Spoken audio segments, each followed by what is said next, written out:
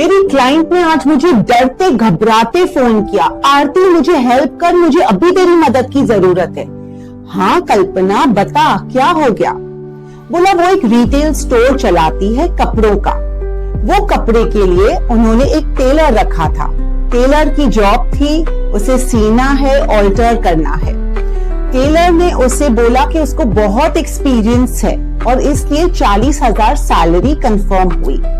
थोड़े महीनों के बाद देखते देखते उन्होंने रियलाइज किया कि ये तो इतनी अच्छी तरह से सिलाई कर नहीं रहा है और क्लाइंट्स के कांस्टेंट कंप्लेन्स आ रहे हैं।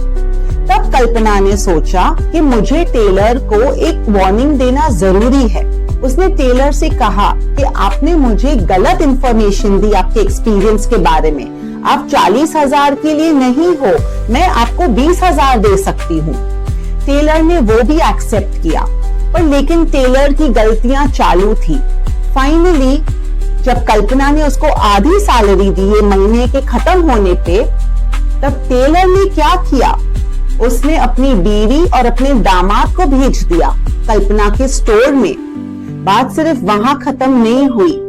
उसके बाद जब कल्पना ने कहा कि मुझे प्रॉब्लम नहीं है, मैं आपको सैलरी दूंगी, लेकिन आपने मुझसे गलत पहले कहा, ये वाइफ और उसके जो दामाद है जाके एक और कोई बहुत स्ट्रॉन्ग पॉलिटिकल आदमी को लेके आए और उसने स्टोर में एंटर करके डराना और धमकाना शुरू किया।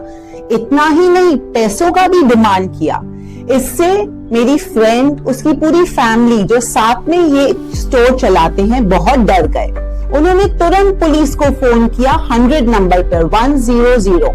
पुलिस आई 15-20 मिनट में और पूरा सिचुएशन समझने लगी। उनको कहा आप पुलिस स्टेशन में आके FIR रजिस्टर करिए। जैसे ही मेरी फ्रेंड और क्लाइंट्स गए उधर, उन्होंने FIR नहीं NC रजिस्टर की, यह सोच के कि मामला ठंडा हो जाएगा, कोई बात नहीं। लेकिन दूसरे दिन ये आदमी वापस स्टोर के सामने घूमने लगा और उनपे नजर रखने लगा। जब स्टोर का दूसरे मेरी क्लाइंट का जो बेटा है वो बाहर गया, तब इसने उसको देखा, गालियां दी और फिर से धमकी दी और पैसों की मांग की। जब मेरे क्लाइंट के बेटे ने मना किया, तब उसने और 15 लोग मंगा लिए और स्टोर में घुस के वापस रकिस क्रिएट किया, गाली गलौज किया। इससे क्या हुआ, स्टोर का रेप्यूटेशन अफेक्ट हुआ, क्लाइंट्स डर गए, सेल्स कम हो गया। लेकिन ये क्यों हुआ? एक ही सिंपल गलती, क्योंकि मेरी क्लाइंट ने FIR दर्ज नहीं किया। आपको डरना नहीं है, पुलिस और लॉ हमारे फेवर में है। अगर थोड़ी सी भी आपको लगती है कि कहीं कोई धमकी दे रहा है या हमको क्रिमिनल इंटिमिडेट कर रहा है, आप बिना डरिए नजदीकी पुलिस स्टेशन में FIR दर्ज करिए। अगर आपको पुलिस स्टेशन जाने में अगर टाइम लग रहा है या तकलीफ है, ऑनलाइन जाके आप FIR दर्ज कर सकती हैं।